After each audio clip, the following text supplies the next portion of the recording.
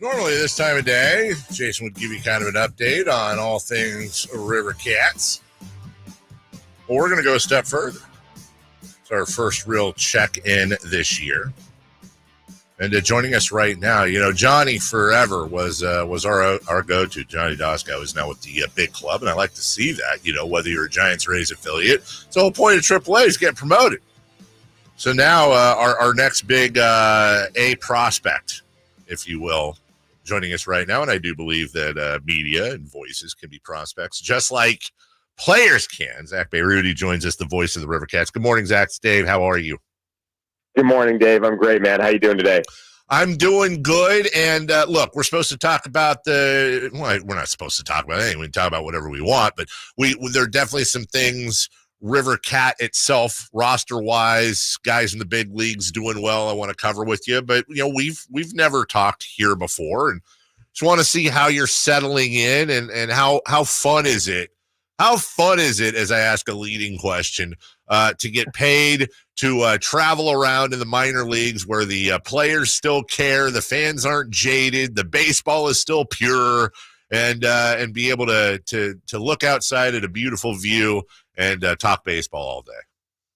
It's a lot of fun, man. I don't take it for granted. I've done it for a long time now, and before it was planes, it was buses. I was in Stockton for 14 years with the Stockton Ports, so it was buses for a while and smaller ballparks, and now it's flights and bigger ballparks. But no matter the venue, I never take for granted going to the ballpark every day and getting to know the guys. I mean, especially this fun group of River Cats guys we've had the last couple of years who are now doing things with the Giants. Like it's pretty cool to see them grow and then to see them succeed at the next level. And it really is such a difference. Look, everybody wants to get to the show. The money's better. The play is better. We all get that. But there's something just so special about the minor leagues, whether it's the G League in basketball, over in soccer, they have your lower divisions, and same thing with AAA and below, where the players are still wide-eyed. There's far less attitude, the entitlement. Everybody's so humble, and it's almost like it's actually a traveling circus, if you will. Everybody packs up, goes on the road. I'm sure you've made some wonderful friends, both player-wise and, of course, within the organization. So it is kind of a romantic baseball feel to it, isn't it?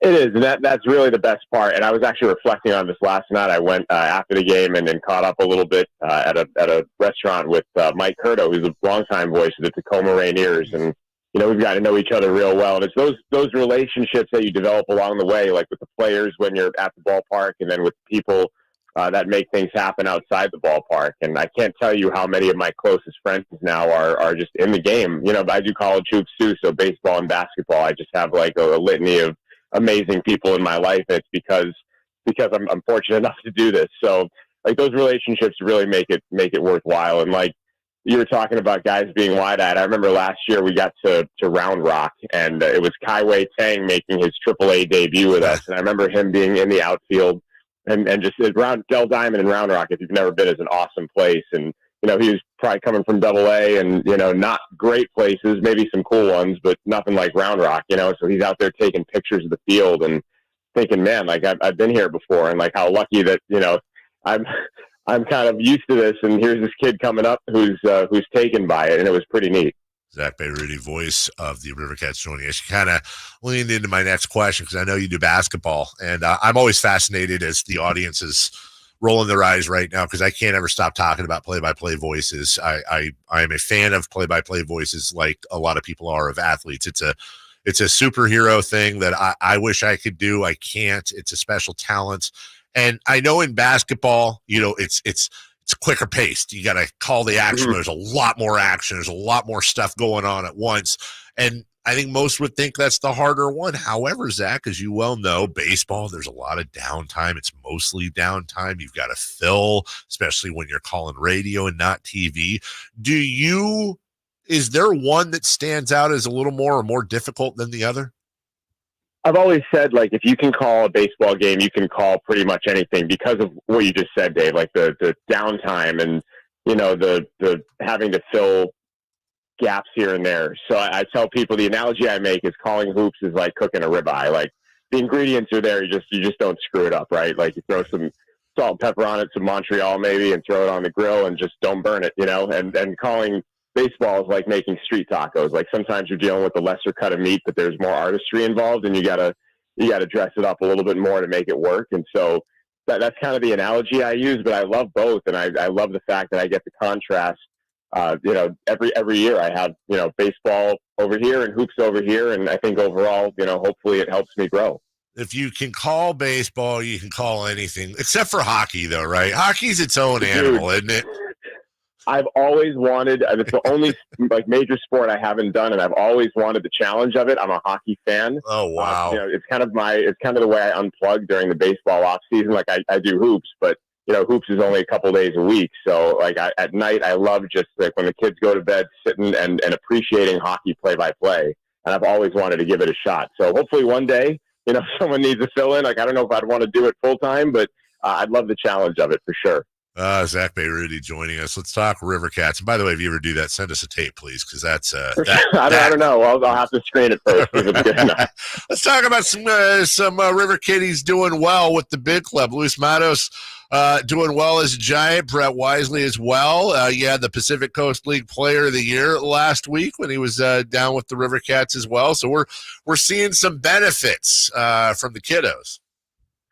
We are, and it's been an interesting couple of years of development for the Giants' organizational players. I mean, you talk about guys last year that had to go up out of necessity, and guys that maybe had their growth stunted at the time. And Matos comes to mind. I think he was with us for like 14 games last year from Double-A before he got called up, and like Marco Luciano was here for a handful of games before he got called up, and Wade Meckler the same. And I don't know if there was a different philosophy overall because you had, obviously, Gabe Kapler was in the mix and, part of running the organization. But, the organizational depth got better this past offseason. Obviously, they signed Chapman and they signed Snell, and that kept a couple of young pitchers in Sacramento for a little bit longer. So I think there's something to guys being in AAA and being able to develop at this level. And it's kind of a new development in baseball where people maybe just poo-poo the AAA level a little bit because they feel like it's like this holding place, but there's actual development that goes on at this level, especially for guys on the way up. I mean, for the first time, some of these guys are facing actual major league hitters. If you're a pitcher, like you're facing guys that have played not only in the big leagues, but overseas all over the world. So you really have to be on it, and hit your spots as a pitcher. And as a hitter, you're facing pitchers who've done the same thing. I mean, these guys are literally the best of the best. I mentioned Mike Curto, my colleague with Tacoma. We were talking about the fine line between AAA and Major League Baseball. And like, we literally every night watch the best players in the world. And there's like a little bit of difference when you go to the big leagues, but that little bit of difference just means everything. And so I think guys being able to develop at this level, like Matos and Luciano and Meckler, and especially Wisely. I mean, Wisely is a guy that's jumped off the page in the big leagues last year, and he's made adjustments specifically this year in Sacramento that's helped him do that. So it's been great to watch the development, and I think development is necessary for these guys. Went back to back with Tacoma, back home now. It's luau night tonight, by the way. Get out to the ballpark. I'm sure most of us have, most of you have been out to that park forever. It's just such a wonderful place if you love the romance of baseball. And by the way, to kind of back up Zach's point, I want to make it sound like it's a bunch of high schoolers out there. Like, it is top level baseball. It's AAA. Oh, yeah. But it's just more intimate. I'm a Giants fan. I obviously love watching the big clubs play, but there's something romantic. There's something Bull Durham-y about watching games out at that park. And I'll finish up here, and this is kind of a lava pit question, Zach. I'm not trying to get you in trouble here. I don't know why I do know why it's become so charged, but I just want to ask you, just as a fan of the sport and someone involved, when you heard about the River Cats and A's splitting time starting next year, I mean, there's a lot of people that have a lot of opinions on it. We get that. But just from your perspective, it's got to be pretty exciting that you'll all be rubbing elbows and sharing stuff, and there'll be a lot even more excitement around that building beyond what there already is next year. Absolutely. And I mean, I'll start by saying, like, I told you I was in Stockton for 14 years. They're at the time they were the high A A's affiliate. So I have very deep A's connections, and I first and foremost feel for the fans in Oakland. I can't imagine, having your team move on you, that's a tough deal. But I think maybe the silver lining here is that they are for however long, going to stay in Northern California and get to play at Sutter Health Park. And I think, the not only the ballpark, which is going to be, they're going to have some pretty good improvements to get the A's, in there and comfortable.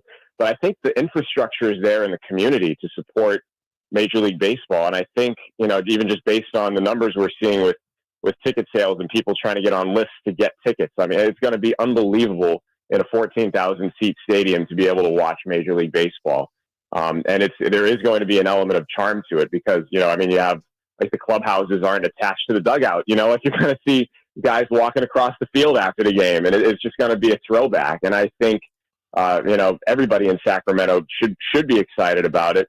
I hope A's fans, at least embrace having the A's still in Northern California for however long that is. And I hope Sacramento embraces the opportunity to be on the big stage. It's going to be a big stage in a little ballpark, which is kind of a neat juxtaposition. And I'm excited to see how it all plays out. Big stage on a little stage. I love that. Intimate and fun. That's the voice of the River Cats, Zack Bayrouty. By the way, go to rivercats.com, grab your tickets, check out the schedule. I'm looking at it right now. I told you tonight's luau night. You got Dino night tomorrow, Sunday fun day on Sunday as they finish up against the hated Tacoma Rainiers. I don't know if they're hated, but let's create a rivalry. Regional rivals. There you go. There you go. Big time regional rivals. Zach, don't be a stranger. Congratulations. I know it's been a year plus, but congratulations and good to see hard work paid off. I love your work and I appreciate you. And hopefully you'll join us later on in the season to give us more of an update. Dave, anytime, man. Anytime you want to come out and hang in the booth and kick it, please do. Anytime. Oh, you said that. Look, you say that. And then I mean it. I only say what I mean. I grew up with Derek Lee. So Leon Lee, who, as you know, is a big part of the broadcast there forever. And he invited me once, and I was just way too intimidated. I'm still incredibly intimidated by it, but I may have to take you up on that. I'd love to see you work, dude.